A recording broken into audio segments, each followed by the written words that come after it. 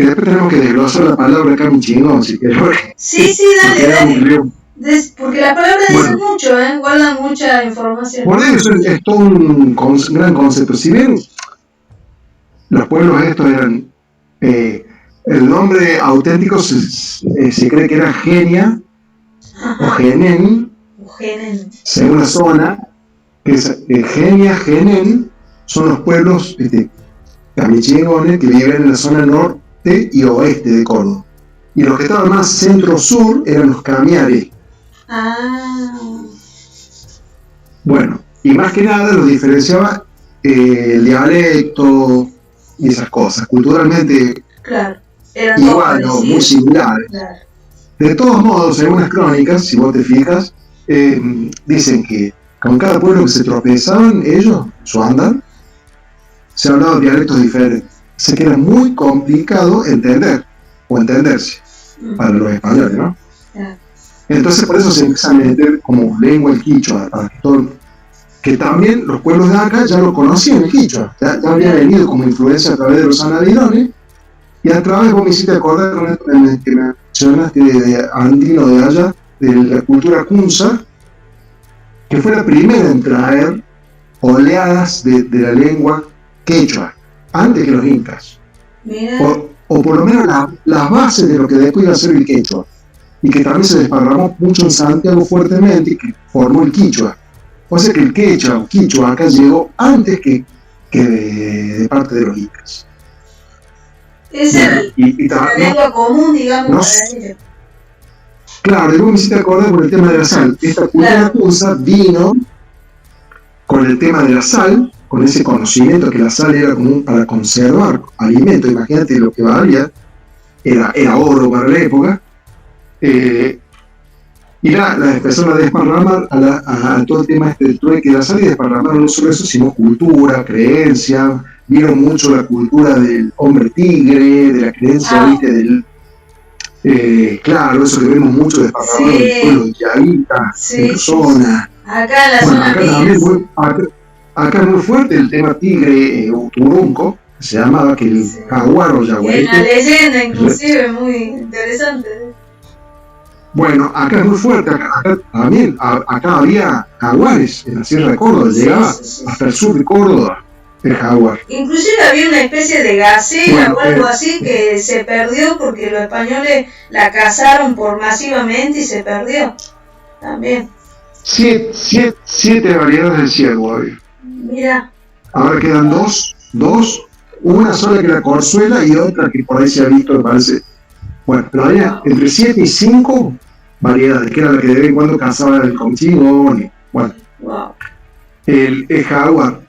Bueno, toda esa cultura vino de los Andes mucho antes. Y eso fue lo que influenció realmente a estos pueblos de acá. En la lengua, en las creencias y todo eso. La lengua cacán,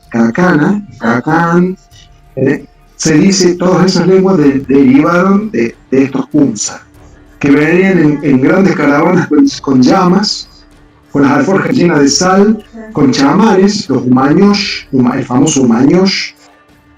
Sí, y esta cultura kunza se ve que llegó con mucha anterioridad, en caravanas de llamas, con las alforjas llenas de sal, que era como además era como un símbolo de venir en paz.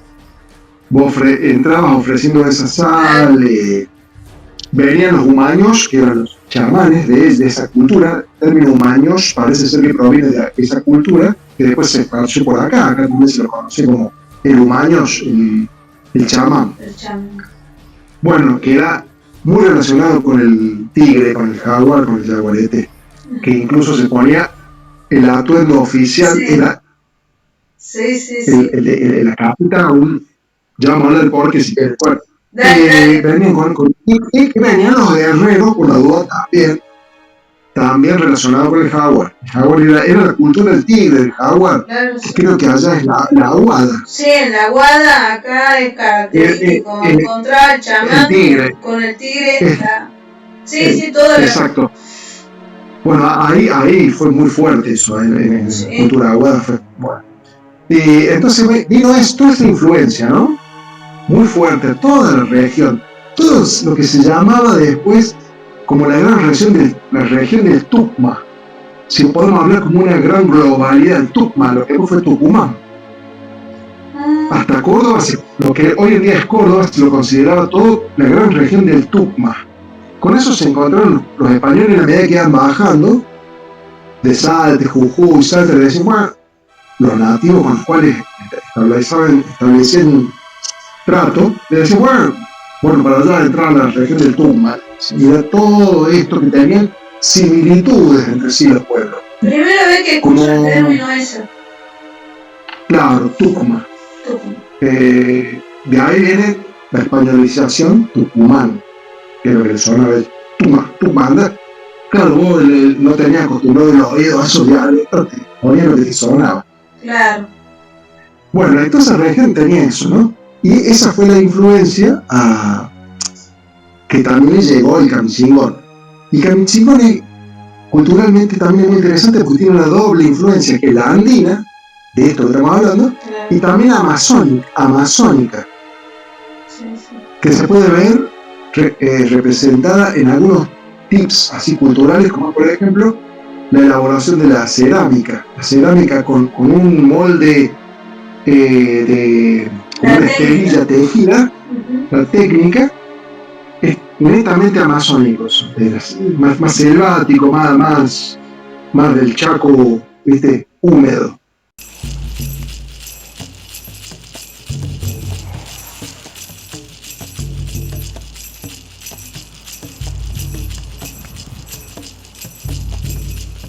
Acá está, se nota lo quemado interno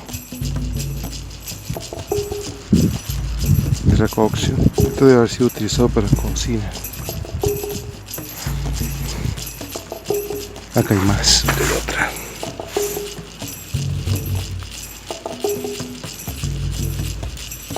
Esto es muy extraño.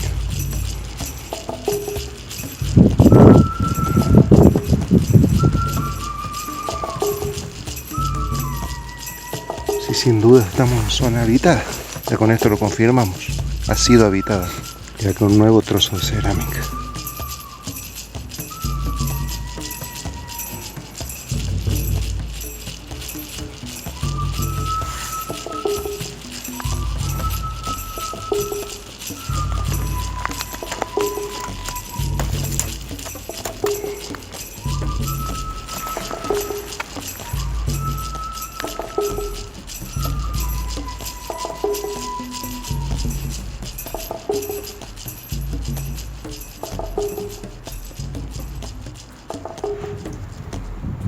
Se puede notar. Así que ¿qué dato? Ese dato no lo sabía, Pablo. ¿Qué dato ese que dijiste?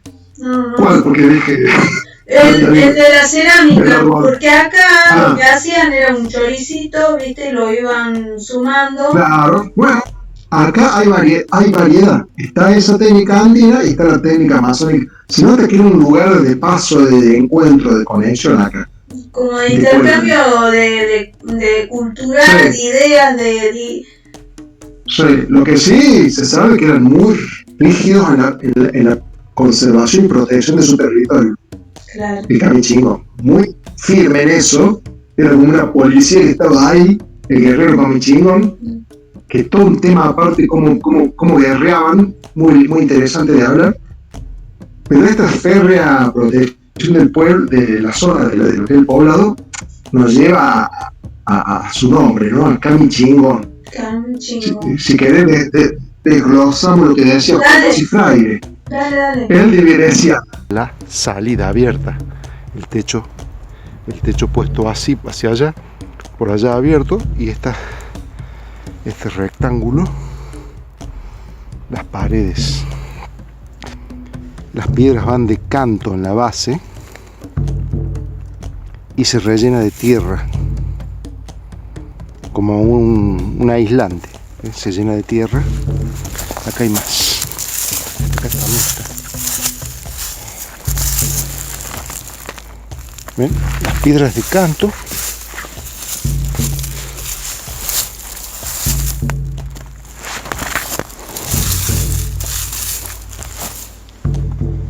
piedra de canto, haciendo como un cimiento. Comechingón es una llenado de tierra. Deformación española. Probablemente pues se continúa con las piedras en realidad era poste del techo.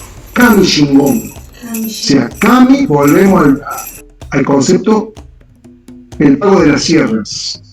Uno puede decir Kami significa sierras, ¿no? Pero en realidad me gustaba mucho lo que decía este hombre fraile, porque me decía, no, en realidad Kami es más cálido, es decir, el pago. ¿Te das cuenta? El pago de la sierra.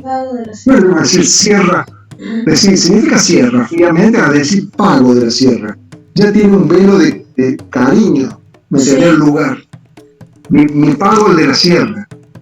Después decía, Kami, Chin, pueblo, poblado, agrupación de gente, Chi. Ing, mirá todas las divisiones, ¿no? Ing, pluralidad, tu totalidad, la globalidad, o sea, todos. Y on, cabeza, cabecera, jefatura, podría ser.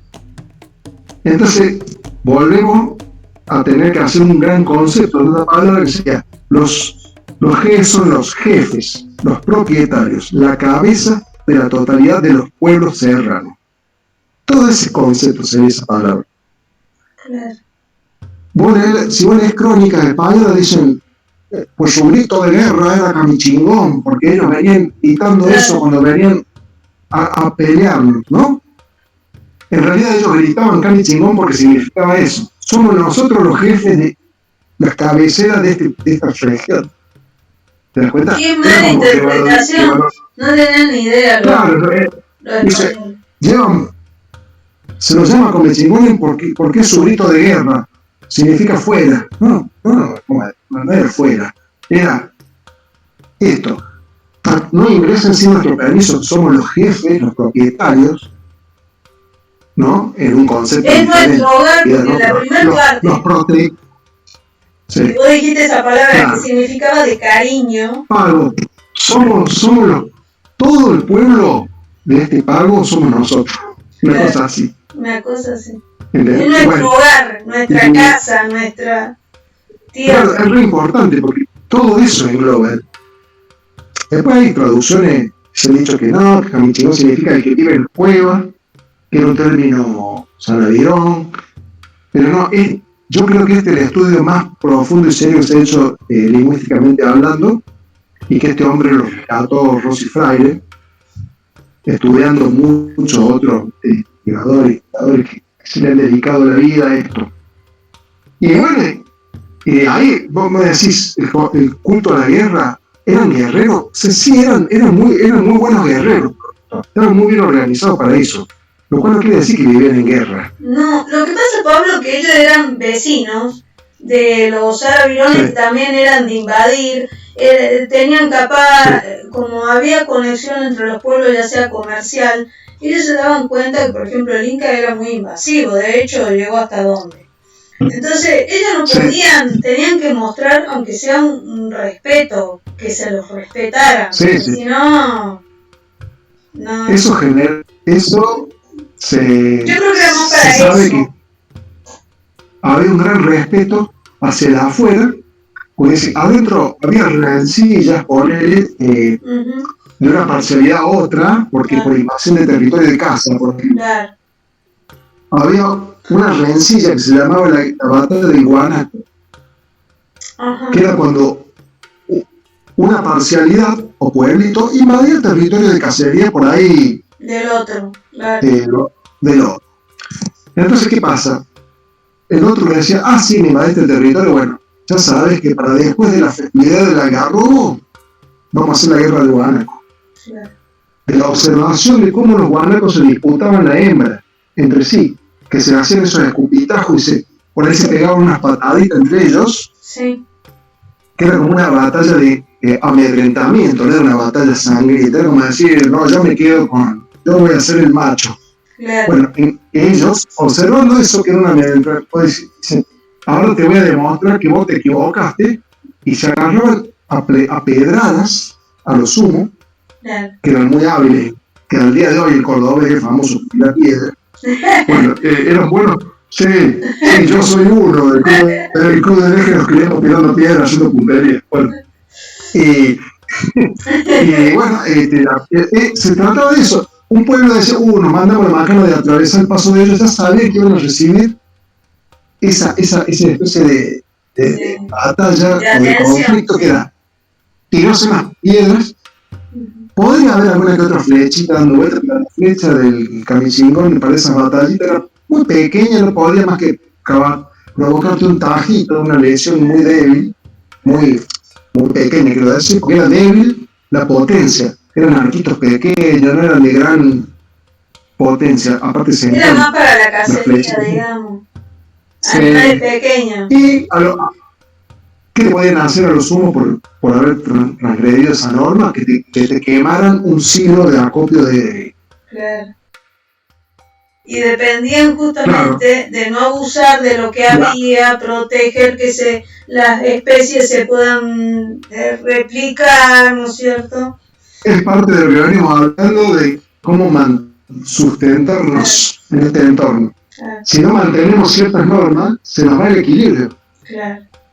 Y hay otro punto interesante de cómo sustentar el equilibrio ese, aparece la creencia. Porque el camichingón, por lo dicho por estos investigadores como Rossi Fraile, nos dice que no era de tener dioses, ni solares, ni tan lunares, ni como por ahí si lo eran pueblos andinos. Ellos sí reconocen al sol y a la luna como figuras heroicas, así como los héroes de la mitología griega, lo compara él. Rossi Fraile. Te dice, no, eran como entidades muy importantes en ese entorno natural, ¿no? Pero no eran dioses, ellos no creaban templos, ni adoración, ni nada de eso. Sabían que a través de la luna y del sol ellos podían regir un calendario de siembra, de cosecha, de todo eso, pero no eran dioses. Lo que sí tenían como entidad mágica espiritual era un ser que se llamaba Yastai. Yastai. Lo he escuchado. El Yastai. Sí, el Yastai, que se escribe Y-A-S-T-A-Y, sí. Yastai, era una entidad reguladora, era el guardián de todo lo creado, sobre todo de lo que vos ibas a cazar, o de lo que vos ibas a sacar de plantas, de semillas, era el protector, de frutos. Claro. Sí, era el que te castigaba si vos te pasabas en el número que tenías que acopiar para tu familia, para tu pueblo. Es lo mismo que pasa una entidad con la del agua, la diosa del agua, protegía el agua, que no faltara, y que uno claro. No abusa. Los reguladores impuestos desde la creencia. Y el Yastai se le hacía todos los años una ceremonia muy grande que era que se festejaba con la recolección de la vaina de algarroba, que se llamaba la algarrobeada. Bueno, en español, ¿no? Era la famosa algarrobeada, que era un fiestón, ¿no? Y ahí se le rendía claro, una ceremonia al Yastai. Más que culto. Exactamente. Eso era como un agradecimiento, es como tenerlo contento y reconocerle su bondad, ¿no? Sus beneficios al Yastai. Y ahí se hacían bailes entre los animales que son famosos, que está reflejado en las pictografías del Cerro Colorado, que donde está el chamán y el lugareño bailando entre los animales.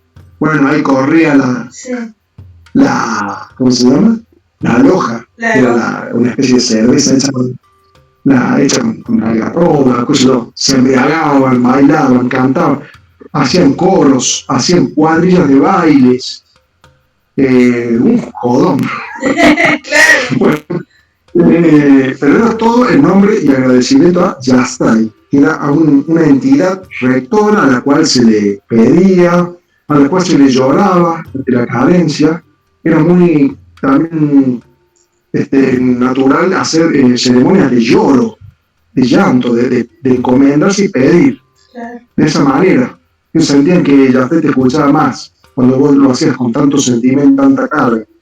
Y bueno, se dedicaba, había música, se sabe que usaban silbatos, la ocarina, que por ahí usó algunos videos. Sí. Bueno, todo eso se hacía Y era la manera de que dentro de tu creencia regulabas. O sea, eso está buenísimo.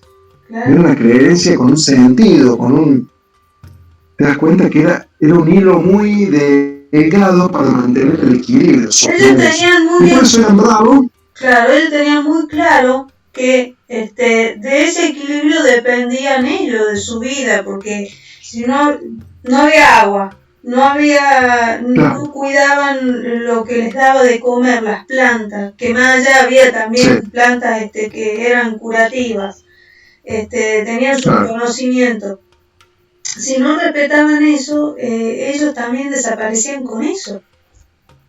Tal cual. Tal cual. Así es. Sí, eso lo tenían clarísimo, ¿eh? Clarísimo. Y bueno, y allá está también antes es un poco lo que hablamos de lo que uno hace cuando va a entrar a los lugares, un pedido de permiso al monte. Bueno, ellos cuando tenían que... el camisinón, por lo general, vivían a la vera de los ríos y arroyos. O si vos seguías un curso de agua, te ibas a encontrar pueblito, uno atrás de otro. Claro. Cuando tenían que atravesar, a lo mejor para recortar cada mina, de un pueblo a otro, viste que por ahí el río te hace una gran curva, y vos no te vas a recorrer todo el río, vas a cortar por el monte. Claro. Esa cortada del monte, en esa época, era muy peligrosa. Claro. Teníamos jaguares, teníamos serpientes, teníamos puma, qué sé yo, de todo. Entonces, casi te encomendabas antes, allá está ahí. Allá está. Y decías, vos sos mi compañero, guarden todo esto, bueno. Sin el permiso de Yastay no se salía. Y después tenías la contracara de Yastay, que era otra entidad que el Chiqui. Lo escuché, sí. Bueno, el Chiqui, que todavía por ahí algún que otro viejo de la zona lo nombra, como lo compara con lo que después el cristianismo metió con el diablo, ¿no? Pero bueno, no era eso. El Chiqui era como la fuerza opositora, la de la sequía, la carencia, la hambruna, la mala fortuna. Claro. Lo habían representado en una entidad que era el Chiqui. El Chiqui por eso observo acá. Digamos. Sí, totalmente. Conocer ¿viste? Bueno, tu entorno. Sabe que tenés dos polos. Bueno. Exacto. Y ellos, también al Chiqui se le hacía una ceremonia para el Chiqui, para alejarlo. Todos los años se hacía una, también. Posterior a la ceremonia del Yastay, se hacía otra, pero era con un tinte un poco más dramático, no tan festivo, donde se bailaba, también se le hacía todo, pero todo como en son casi de guerra, de ahuyentarlo al Chiqui, de decirle no. ¿Por qué? Porque ¿qué era lo más temido en la cosmovisión del Kamisigón? El jaguar, el animal más temido y respetado. Sí. Tan temido y respetado que hasta el Chiqui le tenía miedo al jaguar. Entonces ellos se vestían de jaguar, los chamanes, y bailaban hasta caer desvanecidos en el piso, agotados, ¿no? Con esa entrega total bajo la luz de la luna, que la luna era la protectora del jaguar. La luna y el jaguar están muy relacionados, para que ese año ahuyentarlo. Y como el Chiqui le tenía miedo al jaguar, pues ellos le demostraron que el jaguar estaba con ellos. Claro, que se vaya, que se aleje. Claro. O sea, tenía la protección del jaguar o algo así, como que no. Sí. Que también lo conectamos con la guerra. El Kamisigón peleaba en noche de luna llena. Miren todo el código que había. Todo el código que había. Porque, obvio, después viene el español, que después de que vos le llenabas la panza con tu alimento, te mataba. Eso es lo que hacía. Sí.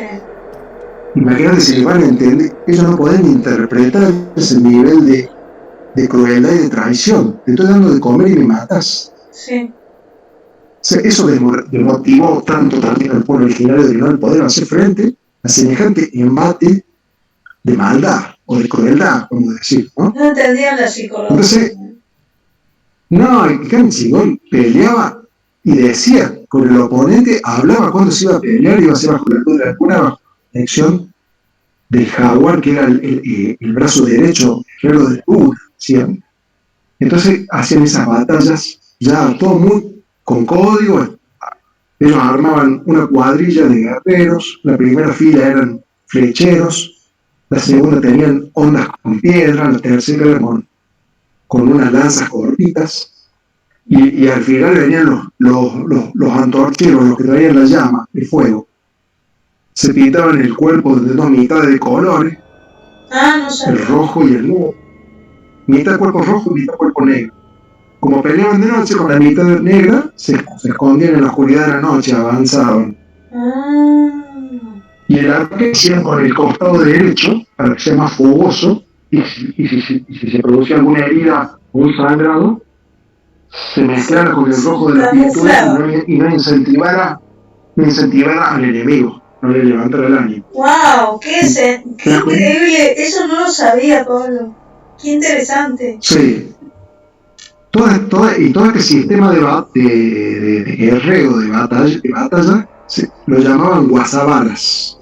Así como el malón, el famoso malón de los indios, le decían, bueno, acá le decían, los mismos españoles nos atacaron con guasabaras, que eran muy temidas cuando se organizaba. Como el chingón hacía pelear de esa manera, era bravo. Que acá en cercanía de Capilla existió el primer fuerte que los españoles construyen en una expedición de Gaboto, del segundo de Gaboto, no me acuerdo el nombre, hacen un asentamiento que se llamó Fuerte de Malaventura. Ese Fuerte de Malaventura se llamó así porque las guasabaras se le hicieron ver feas. Wow. Entonces se lo destruyeron muchas veces el fuerte, hasta los cimientos. Entonces quedó con el nombre de Fuerte de Malaventura ese lugar, porque fue muy hostigado por estas formaciones de los pueblos de la zona. Wow, eran guerreros fabulosos entonces. Eran bravos y hasta se dice, y hay relatos que dicen que el Inca respetó bastante. Se cree que si el Inca se hubiera dispuesto a entrar, entraba, pero ellos llegaron hasta ahí y bueno, se dio que llegaron hasta acá, hasta las Salinas, quiero decir. Y bueno, después coincide con que empezaron a entrar los españoles ya allá en el Perú, y bueno, ellos empezaron a retornar, ¿no? Claro. A abandonar las fronteras. Quedó ahí, no sé si no entraron porque no quisieron o porque no pudieron, no sé. Pero sí se comenta que era brava. La línea de frontera del pueblo Camichingón era bastante fuerte y tenía toda esa organización de guerra. A lo mejor también no sabemos, pero a lo mejor si existía esa conexión entre los saravirones, los comechingones y las otras etnias que habían vecinas, a lo mejor entendían muy bien el peligro que era la invasión inca porque lo veían en otros pueblos y quizás se unían en un bien común, digamos, y por eso capaz el inca trató, no entró capaz. No llegó a entrar capaz. Se supo con antelación acá de que venía el Inca avanzando, ¿sí? Y eso se sabía. Se supo. El Sanavirón entra pacíficamente. Parece que hubo rencilla. Primero, después tenían haciendo el pacto, decía, de convivencia, bueno, ¿viste? El Sanavirón llega de Santiago del Estero a Córdoba, lo que hoy es Córdoba, huyendo de otras culturas de otros pueblos mucho más agresivos que estaban más arriba, que eran los famosos, los que envenenaban las puntas de flecha, que fueron famosos por los escritos españoles. En la zona de Santiago le meten ponzoña a sus flechas. Claro, creo que muy guerrero. Frotaban contra la piel de una rana, creo que era la piel de una rana. Sí. Entonces la frotaban. No me acuerdo ahora también. Esa es una, y también había una planta. Usaban 2 o 3 tipos de ponzoña, como le llamaban ellos, los españoles, y bueno, con eso hicieron medio cuadritos también. Sí. Entonces San Avirón venía medio que huyendo ante la entrada de esos pueblos rencidas de allá de la zona más al norte, más zona de Santiago. Y San Avirón, por lo visto, era bastante pacífico, no eran casi guerreros, la verdad. Y bueno, entraron y pacíficamente armonizó con el Camichingón a la larga. Pero sí llegaron las noticias, está viniendo un pueblo muy fuerte, muy organizado. Los que venían huyendo contaban los desastres que dejaban. Los incas venían avanzando, y como lo mismo también después empezó a escuchar del español, que ya era una cosa de otro planeta, es como si nosotros nos vinieran de otro planeta invadirlo. Claro. Les costaba entender qué era esto. Claro, claro. Veían esos especies de centauros, ellos asociaban al hombre caballo con que era una sola entidad casi infernal, ¿viste? Que los avasallaba. Sí, yo he leído crónicas en las que los españoles decían que ellos con basta hacer que el caballo salga con vehemencia en un galope, 3-4 caballos, ya provocaba el desbande de 500 nativos que estaban preparados para la batalla de los perenes. Eso del caballo los intimidaba mucho. No llegaban a comprender más ese potencial, ¿no? De tecnología de guerra, el acero, el hierro, qué sé yo, nada que ver. Los trabucos, los cañones. Sí. Para ellos eso era. Claro, es una tecnología desconocida. Ahora, vos sabés que cuando nombraste el tema ese de que ellos no entendían, no alcanzaron a comprender la violencia que tenían los españoles, me hizo recordar unas crónicas de Pizarro que leí, que el Inca no entendía qué era la palabra robar. Cuando decía robar, ¿qué es robar? Ellos no sabían qué era robar, no había necesidad. Inclusive le parecía absurdo el hecho de sacarle una cosa a otro, porque como ellos compartían todo, yo creo que yo les contaba, ¿para qué robar? No tenía sentido. Entonces, ¿para qué robar? Yo creo que acá la palabra, el concepto de pobreza, el concepto de pobreza o de, qué sé yo, sí, había bueno, si nos metemos manos ya onda imperio inca o Tahuantinsuyo, claro, había una nobleza que vivía en otras situaciones, pero todo el pueblo no había pobreza. Todo Tahuantinsuyo, se cultivaba en su grano de maíz aseguraban, los conocimientos se repartían, mandaban emisarios, chamanes o especialistas en tal tecnología cerámica o conocimiento de yuyos, de hierbas medicinales, y se encargaban de repartirlo a todo el territorio. ¿Viste? En eso era así. Acá cuando llega la mezquindad, con la invasión española, claro, los desorientaba. Y si vos lees relatos, bueno, ni hablar de Bartolomé Las Casas, Bartolomé Las Casas, o incluso Álvaro Núñez Cabeza de Vaca, que son textos famosos, ahí ves vos realmente esto de cómo ellos iban subsistiendo gracias a la presencia de pueblos indígenas, porque se llenaban la panza, comían, recuperaban las fuerzas y los mataban a todos después. Los mismos nativos los recibían así. Había pueblos que eran más hostiles, los corrían a flechazos, ellos rodeaban eso y seguían. Pero la mayoría los recibía bien. Incluso Álvaro Núñez Cabeza de Vaca, que los trata casi como infrahumanos, bueno, los trataba así, pero a la vez en sus relatos se lee que ellos sobrevivían gracias a esos infrahumanos. Comían, ni hablar, bueno, hay cosas muy duras, pero lo que hacían con todas sus necesidades, y después seguían viaje. Y así llegaron y daban todas sus famosas expediciones valerosas y todo eso. Claro, iban sobreviviendo así. Y eso te va diciendo mucho de cómo era realmente la filosofía y la espiritualidad o el concepto humanitario que ellos tenían esos pueblos. El valor de la vida a la vida del otro, ¿no? Sí.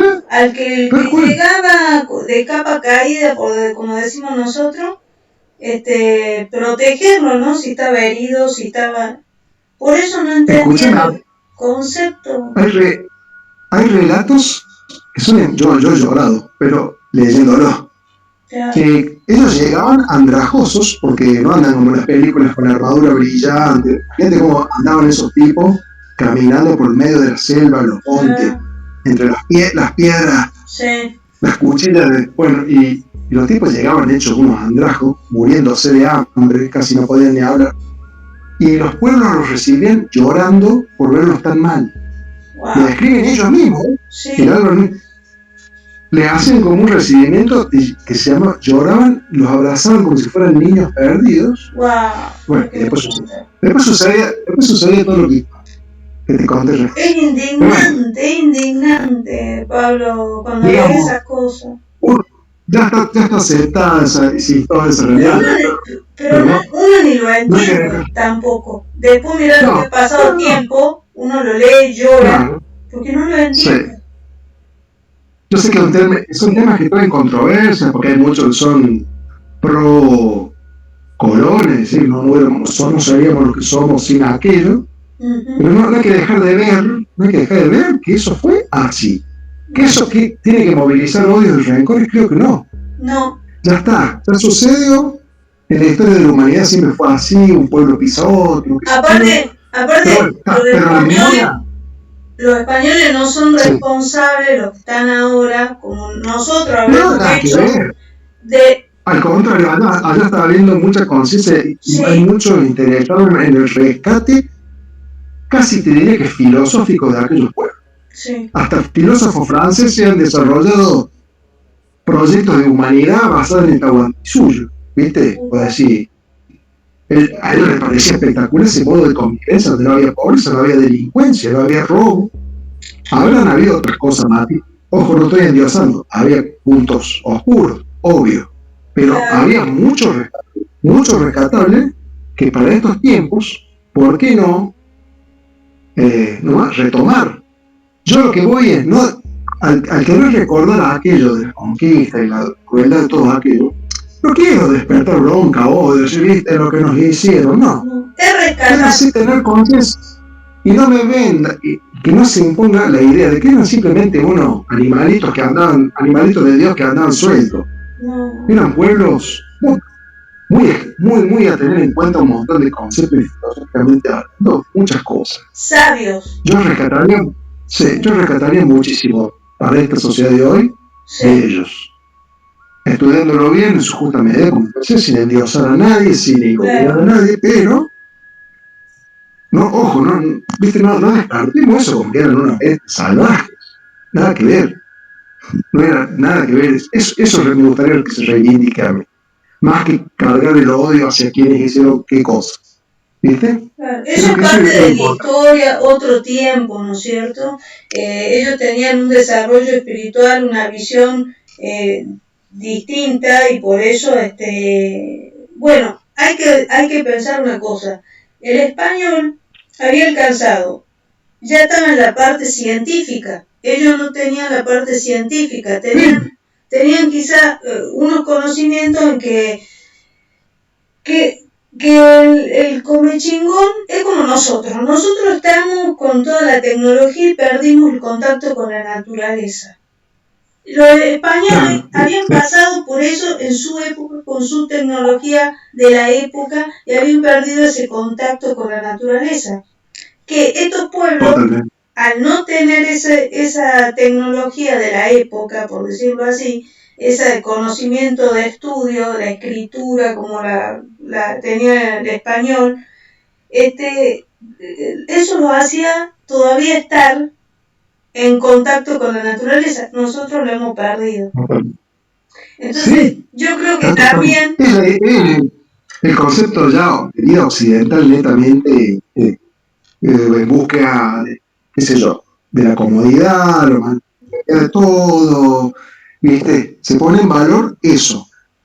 Yo hasta está en discusión el tema de por qué no se usaba la rueda en América, ¿viste? En los pueblos originarios que eran tan avanzados en ciertas cosas, como, ¿viste? En la canalización del agua, en los mega edificios, la mega maneja de esto. Y yo he leído relatos donde realmente parece ser que no se quería usar la rueda. No porque no se conocía, sino que sabían, ya intuían que entrar en el camino de la comodidad iba a desembocar en un estado de controversias, de especular, de mezquindades, ¿entendés? Sí. Ellos podrían anticiparse a que eso iba a traer más problemas que cosas positivas. Sí. Y yo creo que es muy probable que eso haya sido. Sí la conocían, porque vos fíjate que has encontrado rocas como si fueran ruedas, que quizás la ponían una con otra, la hacían girar y movían grano capaz. O sea, el tronco, al lado de otro tronco para llevar una piedra grande, creo que está probado que en algunos pueblos lo hicieron.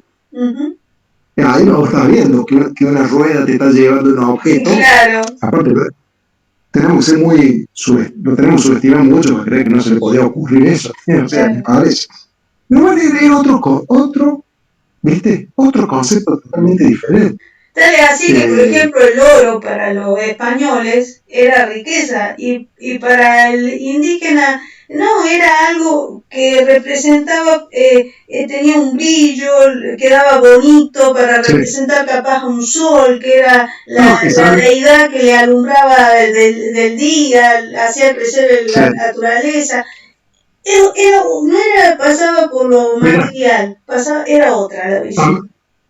A mí me llegó una data sobre el concepto del oro de los pueblos americanos y que me pareció hermoso y poético, que era la representación de la sangre de la tierra fundida en el brillo, en la luz del sol. Era como simbolizaba la conexión entre la pacha, tierra, y el sol, el Inti, claro. Y como se extraía de esas vetas metidas en la tierra, era como representaba como las venas de la sangre de la pacha. Y ahí veían la conexión con el sol, que eran indisolubles, ¿sí? La tierra y el sol, como vida, como... O sea, nada que ver. Por eso yo no entendían esa obsesión con el oro. Y para ellos era otra cosa, nada que ver. Era que tal vez podían hacer un cuchillo ceremonial, no se herrumbraba como ocurría con otro metal, entonces por ahí pasaba la cosa, ¿no? Es que ellos tenían domado, con su filosofía, ya tenían totalmente domado ese tema de la búsqueda del ambición. La ambición, el oro que te va a dar más cosas. La codicia. Para rodearte. Sí. La codicia del oro, rodearte, ¿qué cosa? De bienes materiales, de cosas, y un poder que ellos no lo anhelaban. Sí, ellos agarraban y tiraban a lagos, a laguna, como quien tiene una moneda de deseo a una fuente, y ahí quedaba, nadie se llegaba a sacar. Era otra mentalidad.